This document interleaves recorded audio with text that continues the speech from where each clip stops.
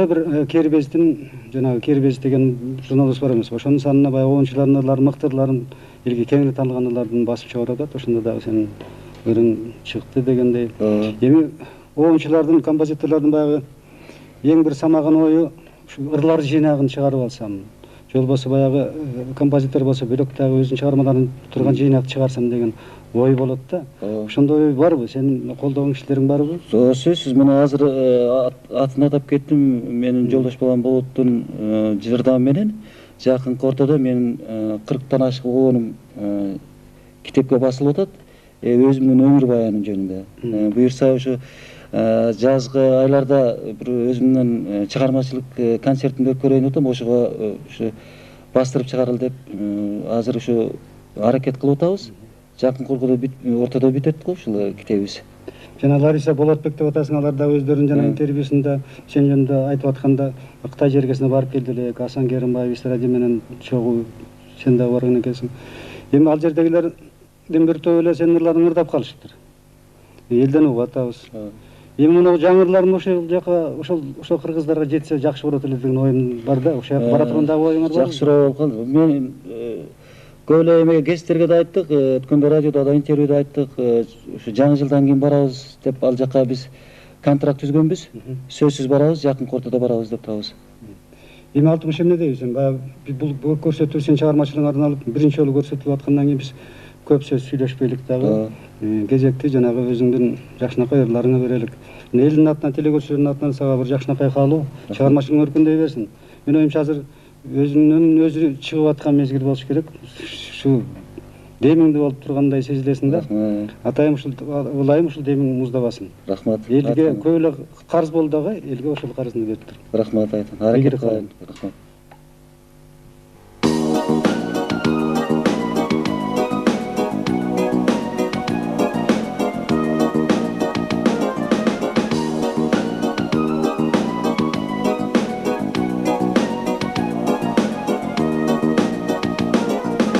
Aптабын жайдын күн сүйөт, ажарын айдын түн сүйөт.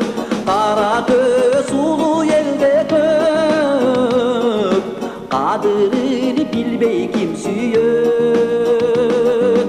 Кара көз улуу элде көп, кадырын билбей ким сүйөт. Ак буlut tutsa jel sүйөt, ак куулар утса көл sүйөt. Ай жамалы сулуу элде көп, арзусуз кантип жөн sүйөт. Ай жамалы сулуу элде көп, арзусуз кантип жөн sүйөт.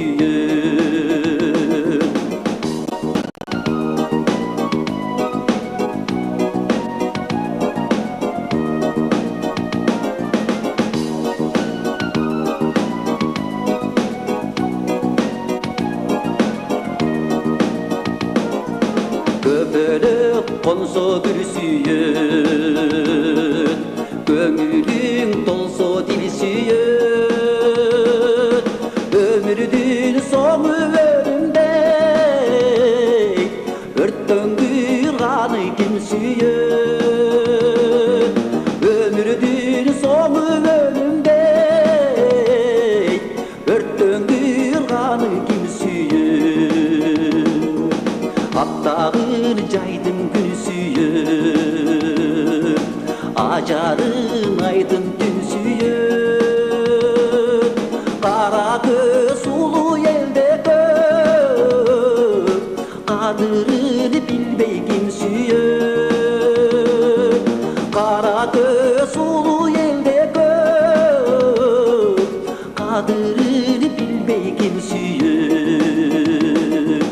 Кадырын билбей ким sүйөт, кадырын билбей ким sүйөт.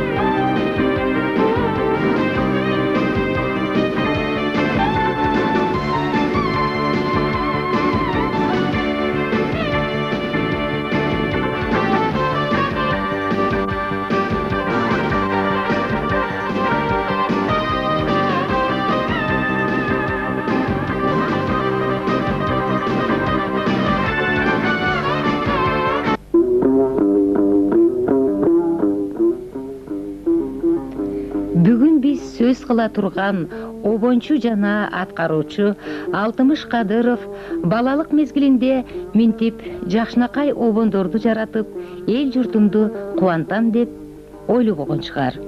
Алтымыш агай кадимки эле кыргыздын карапайым үй бүлөсүнөн жарыкка келип, ошол өзү теңдүү курбулары менен чыбыктан ат минип, чикит ойноп, чүкө атышып чоңойгон экен. Ошентип айылдын турмушуна көнүп калган Бозулан жылдар өтүп, эс тарткан сайын техникага аралашып, механизатор болсом деген жаштык кыялдануусун, ага катар кандайдыр бир күтүлбөгөн жерден музыка кайрыктарынын сыйкырдуу добушу өзүнө азгыра баштагандыгын туят. Музыкага жылдан жыл өтүп кызыгуусу арта баштайт. Кадимки эле аккордеон деген музыкалык аспапка коштоп, ойноп ырдаганды өздөштүрө баштайт. Ал эми обончулук өнөрү бүгүнкү күндө бышып жетилип, аздыр көптүр өз жемишин бере баштагандыгын белгилей кетмекчибиз.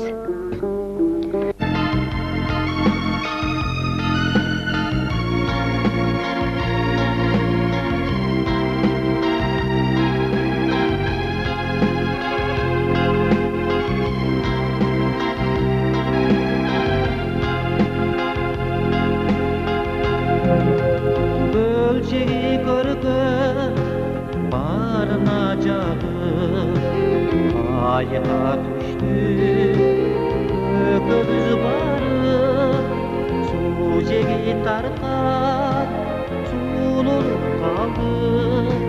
Turganda birge жүрөктөр kaldı, su jegi tarkan sululup kaldı. Turganda birge жүрөктөр kaldı.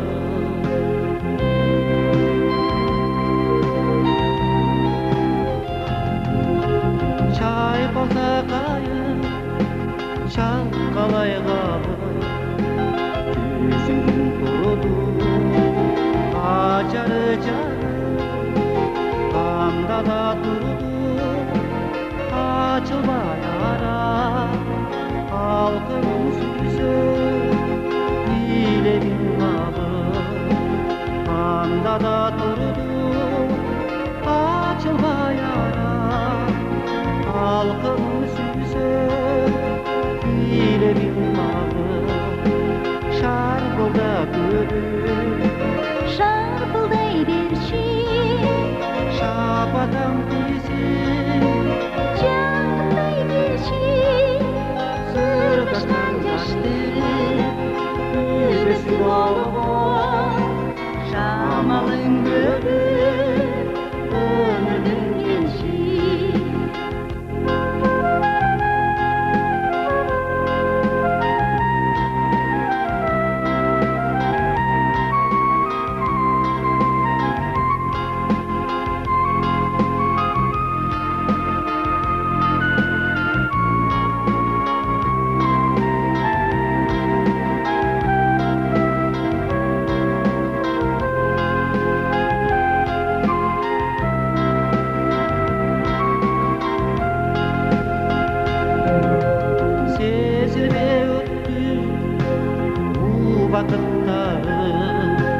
Sezimli kosmos gözlerin canı anda da durdu. Aytılmay sırlar artılgan bolup boynumda kalıp anda da durdu. Aytılmay sırlar artılgan bolup boynumda kalıp şarkılda gülüm, Şarkılday berçi şapadan bizi, canday berçi sırgışkan yaştı yüzesi olgun şamalın gölü ömrünün gençi. Sırgışkan yaştı yüzesi olgun şamalın gölü ömrünün gençi. Şamalın gölü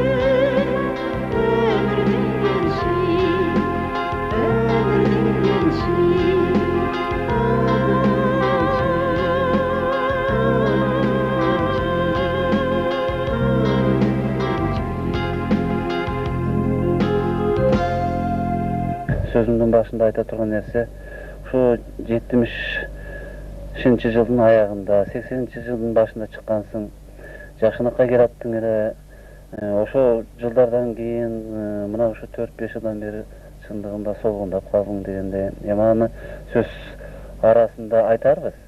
Эң биринчи сен чыгармачылыгыңдын башаты жөнүндө бүгүн анча-мынча биздин көрүүчүлөргө маяк куруп бердиң, кандай дейсиң? Эми мен жаш кезимден музыкага аягына чыктым элем. Ушу мектеп кезимден өзүм чыгармачылыкка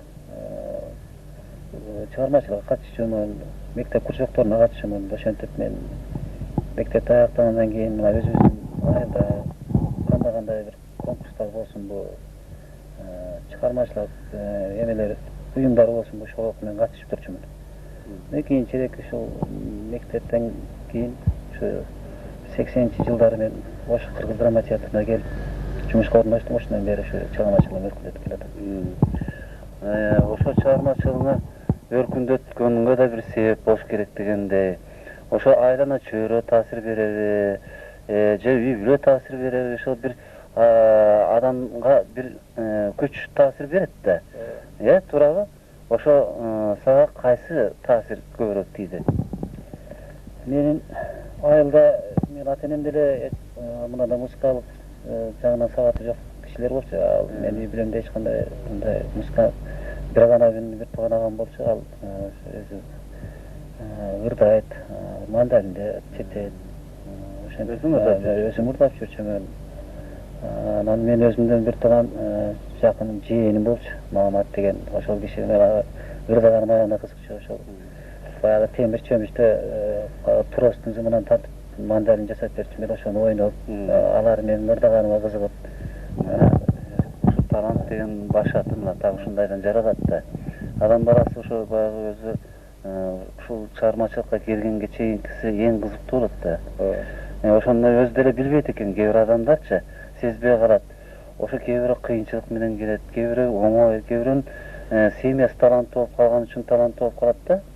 Анан эми мына сен театрга келип иштедим дейсиң, эң чыгармачылыктын башаты ошол жерден жаралган болуш керек, туура. Чыгармачылыктын башаты сиз айткандай туура, ошол жерден башталды. Баягы эл алдына чыккандан кийин баягы элди көрүп өзүнүн чыгармачылыгы өсө баштайт экен. Баягы оончуларды көрүп мен биринчи эле мындайча айтканда чыгармачылыктарына Кыргызбай агайды өтө баалачумун, өтө сыйлачумун. Ошол кишинин ырдаганын мен өзүм кайсы айылдансың? өзүм мына Карас районундагы Кызылордо кыштагы деп коет. Кичинекей эле кыштак болчу ошол жерден. Ошол жерде волонтер. Ошентип Кыргызбай агайдын ушундай көп ырларын угуп, агайга да өзүнө жолугуп, анан ошого кызыкчумун. Аккордеон тартып дегендей ырларына ошентип кээде аккордеон көтөрүп алып гастролго бирге чогуу барып калчубуз. Ошентип мен баягы театрдан кийин эс алып жүргөн мезгилдерде көбүнчө Кыргызбай агай менен иштечүмүн. Ошол жерден эң алгачкы чыгармаларың жаралган экен да, Анда ошол алгачкы чыгармаларыңдын бирөөнү угайлык, Анан маегибизди уланталык.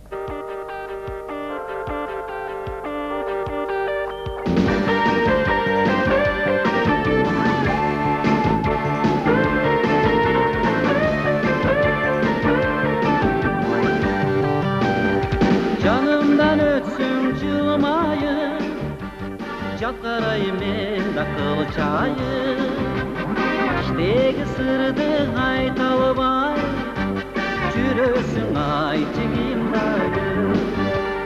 İşteki sırdı aytalbay, Жүрөсүң айтчыгim dayı. Özümdü жакшы көрөмүн, өзгөчө сүйүп жүрөмүн. Өрт болуп өгүр өссө да, сүттөн аксага тирегим. Өрт болуп өгүр өссө да, сүттөн аксага тирегим.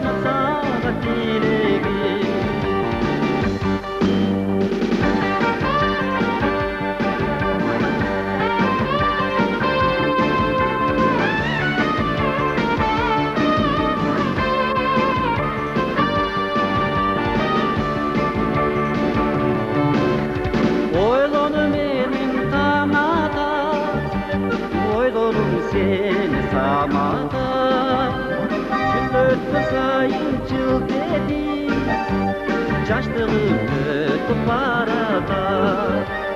Yıl öttü sayın çıl dedi, yaşlığım öttü, yaşlığım gitti barada.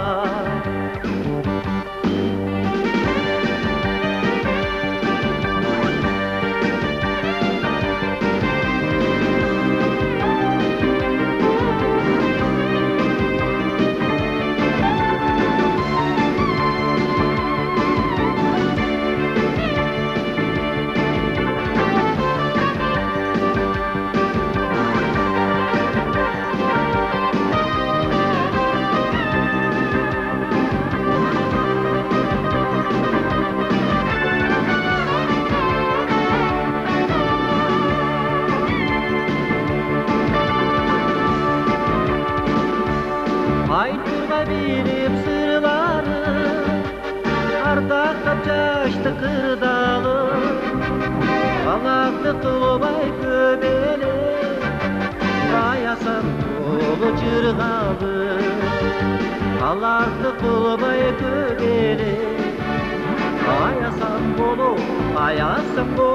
cırğalı. Balaqdı qılbay köbeli, ayasan bolu cırğalı.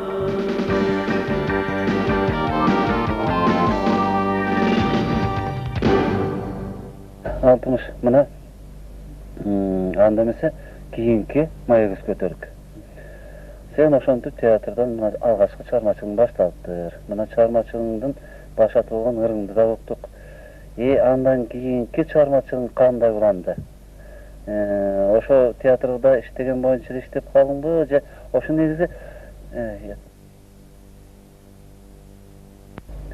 негизи Алтымыш өзүңдүн кесибиң кайсы кесипте негизгиси кесибиң кандай?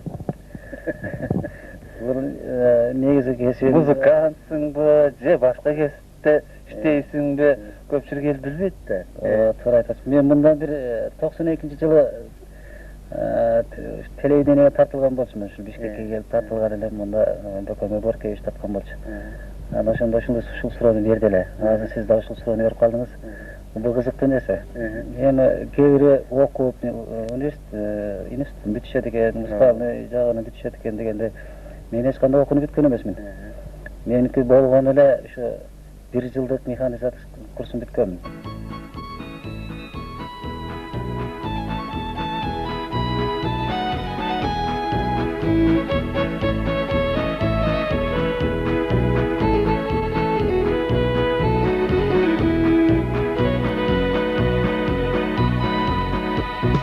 Gözün benim gözüm albayımı, men üzüңө bakım paralbayımı.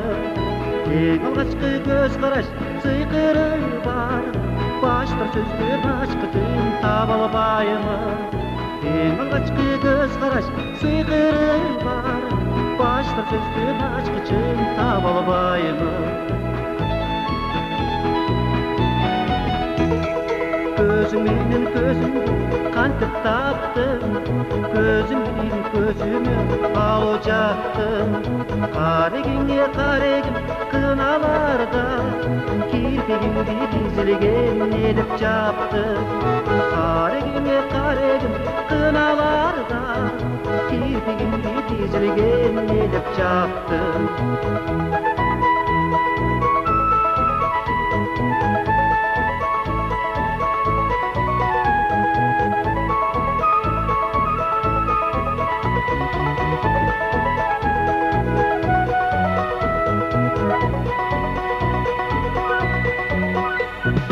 Kirpigimdi көтөрчү бир азгана, көз отуңдун элеби дейсиң мага. Жолдураган түн сыяк кара көздө, чарчып кетсин учкундар жылдыздана. Жолдураган түн сыяк кара көздө, чарчып кетсин учкундар жылдыздана.